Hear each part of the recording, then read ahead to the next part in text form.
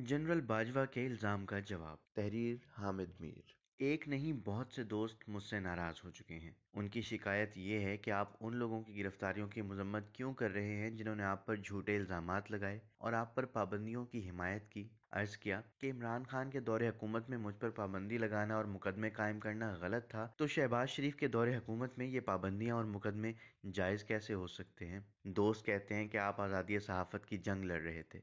आपकी लड़ाई सहाफ़ियों पर तशद्दुद और उनके अगवा के खिलाफ थी, लेकिन आज जिन साहिबान पर मुकदमे कायम हो रहे हैं वो सहाफ़ी नहीं हैं, बल्कि एक सियासी जमात के लिए प्रोपोगेंडा कर रहे हैं। मुआशरे में तकसीम इतनी बढ़ गई है कि इख्तिलाफ राय दुश्मनी में तब्दील हो चुका है। इमरान खान अपने सियासी मुखालफिन को चोर और डाकू करार देते हैं। उनके सियासी मुखालफिन इमरान खान को रियासत का दुश्मन नंबर 1 करार देकर उनकी जमात पर पाबंदी का मुतालबा कर रहे हैं। ये मुतालबा करने वालों को जब याद दिलाया कि जुल्फ़िकार अली भुट्टो के दौरे हुकूमत में सुप्रीम कोर्ट के जरिए नेशनल अवामी पार्टी पर पाबंदी लगवाई गई, लेकिन कल की नैब आज अवामी नेशनल पार्टी की सूरत में भुट्टो साहब के वारसों के इत्तेहादी है, तो ताना दिया जाता है कि आप उस इमरान खान की सहूलतकारी कर रहे हैं जिसने आप पर बदतरीन सेंसरशिप लगाई। मुझे तो पता है कि इमरान खान के दौर में मुझ समेत बहुत से सहाफ़ियों पर जो पाबंदियां लगाई गई उनके पीछे जनरल कमर जावेद बाजवा और जनरल फैज़ हमीद थे, लेकिन तहरीक इंसाफ वालों का कमाल देखिए कि वो बाजवा का नाम लेते हैं लेकिन फैज़ का नाम नहीं लेते, क्योंकि फैज़ का आज भी ज़ल्मे खलीलजाद से राब्ता है। दोनों ने मिलकर दोहा में अफगान तालिबान और अमेरिका का नाम निहाद अमन मुआहिदा कराया था। दूसरी तरफ पीडीएम वालों का यू टर्न देखिए। जिस बाजवा का नाम लेने पर पैमरा ने नवाज शरीफ पर पाबंदियां लगाई, आज पीडीएम वाले उस बाजवा का नाम नहीं लेते और हर बुराई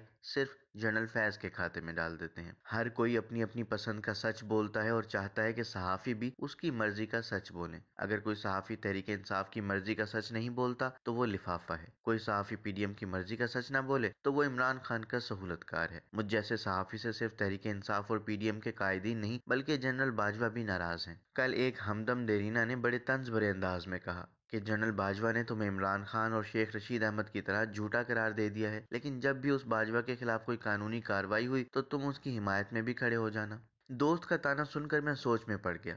याद आया कि बाजवा तो वही शख्स है जिसने अपने अरूज के ज़माने में एक दिन मीडिया हाउसेज के मालिकान को सामने बिठाकर उन्हें सहाफ़ती अखलाकियात पर लेक्चर दिया और कहा कि आप लोग कौमी मफाद का ख्याल नहीं रखते। फिर मिसाल देते हुए कहा कि हामिद मीर ने मुंबई हमलों के मुलजिम अजमल कसाब के गाँव जाकर प्रोग्राम किया और पूरी दुनिया में पाकिस्तान को बदनाम किया। भला हो उस वक्त के DGISPR आसिफ गफूर साहब का कि उन्होंने बाद में जनरल बाजवा को बताया कि हामिद मीर ना तो कभी अजमल कसाब के गाँव गया और ना ही ऐसा कोई प्रोग्राम किया। शायद वो नहीं जानते थे कि उनके आर्मी चीफ ने बहुत सोच समझकर टीवी चैनल्स के मालिकान के सामने एक झूठ बोला था। अगले ही दिन एक टीवी चैनल के जरिए मुझ पर तौहीन रिसालत का इल्जाम लगा दिया गया और आजकल उस चैनल के मालिक के खिलाफ अफवाज पाकिस्तान के बारे में मुहिम चलाने का इल्जाम लगाया जा रहा है। मैंने ये सब याद करने के बाद तानाजनी करने वाले दोस्त से कहा कि अगर जनरल बाजवा के खिलाफ झूठा मुकदमा बनाया गया तो मुखालफत करूंगा, लेकिन अगर मुकदमा सही हुआ तो फिर सही सहाफत करूंगा। किसी सहाफ़ी की जनरल बाजवा या इमरान खान या शहबाज शरीफ से कोई ज़ाती मुखासमत नहीं होनी चाहिए और साहिबान इख्तियार को भी चाहिए कि सहाफ़ियों को सहाफ़ी रहने दें, उन्हें अपने सियासी मकासद के लिए इस्तेमाल ना किया करें। ये बताना बहुत ज़रूरी है कि जनरल बाजवा मुझसे क्यों नाराज़ हुए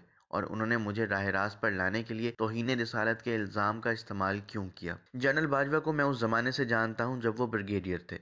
उन्होंने आर्मी चीफ बनने के बाद रात देर गए तक मुलाकातें शुरू की तो मैं ताड़ गया कि ये कुछ सियासतदानों को समझाने बुझाने के लिए एक बैक चैनल खोल रहे हैं। 2018 के इंतखाबात से कबल एक रात उन्होंने मुझे कहा कि हम शहबाज शरीफ को वजीर आजम बनाना चाहते हैं, उन्हें बता दें कि नवाज शरीफ को छोड़ना होगा। मैंने ली तो लाल से काम लिया तो धमकी आमेज लहजे में कहा कि फिर मुझे मार्शल लॉ लगाना पड़ेगा और कम से कम 5000 अफराद को उल्टा लटका दूंगा। अगले दिन मैं लाहौर पहुंचा और शहबाज शरीफ से अर्ज किया कि आपको किसी भी कीमत पर नवाज शरीफ का साथ छोड़ना चाहिए। शहबाज साहब की आंखों में आंसू आ गए और उन्होंने मुझे गले लगाकर कहा। मैं ये अल्फाज सुनने को तड़प रहा था। फिर उन्होंने बाजवा और उनके 2 साथियों के सामने बैठकर खुद ही वजीर आजम बनने से इनकार कर दिया। एक रात बाजवा ने मुझे आर्मी हाउस बुलाया तो वहाँ सलीम साफी और इरशाद भट्टी भी मौजूद थे। फरमाया, इमरान खान को कहें कि नवाज शरीफ पर तनकीद करते हुए जनरल जिलानी का जिक्र न किया करें। मैंने बड़े अदब से कहा कि ये मेरा काम नहीं। बाजवा ने बहुत इसरार किया, लेकिन मैंने ये पैगाम नहीं पहुंचाया, जिस पर नाराज हो गए। इमरान खान जब वजीर आजम बन गए तो एक दिन बुलाकर कहा,